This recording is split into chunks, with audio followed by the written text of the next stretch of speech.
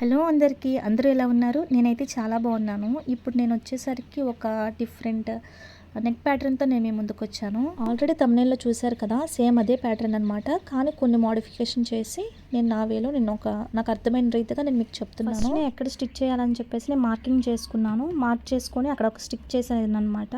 And వాటిని కూడా 1.5 ఇంచెస్‌తో నేను మార్క్ చేసుకున్నాను. ఇంకా డోరీస్ ఆల్రెడీ ముందుగానే స్టిచ్ చేసి పెట్టేసుకున్నాను. 3 ఇంచెస్ గ్యాప్‌తో ఒక సైడ్ ఆల్రెడీ నేను స్టిచ్ చేసేసాను. రిమైనింగ్ సైడ్ కూడా స్టిచ్ చేసేయాలి.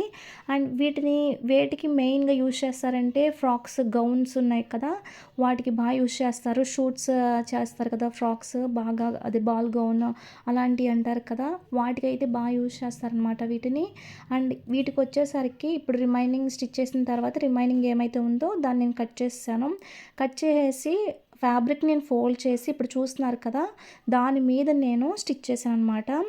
నేనైతే దీన్ని కట్ చేయలేదండి. కట్ చేయకుండానే నేను ఇలా పెట్టి స్టిచ్ చేసేసాను. ఇంకా దానిపైన టాప్ స్టిచ్ చేస్తే ఇంకా కంప్లీట్ అయిపోతుందనమాట. ఇక ఇప్పటి నుంచి ఓన్లీ షార్ట్స్‌లోనే కాకుండా కొన్ని లాంగ్ వీడియోస్ కూడా నేను పెడదాం అనుకుంటున్నాను. అందుకోసం మీరు నాకు సపోర్ట్ చేయాలి. ఎందుకంటే మీరు నాకు ఎంత సపోర్ట్ చేస్తే అది నాకు చాలా బూస్టప్‌ని ఇస్తుందనమాట.